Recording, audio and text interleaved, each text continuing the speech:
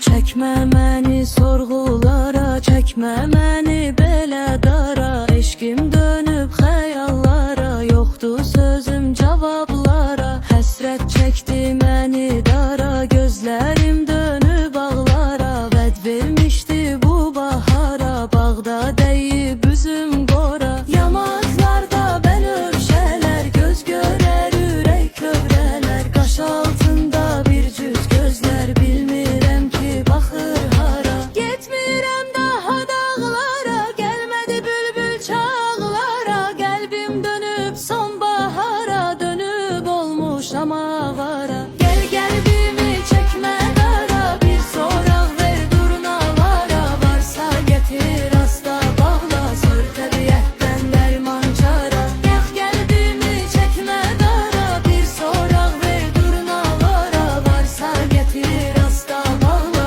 sor təbiətdən dərman çara.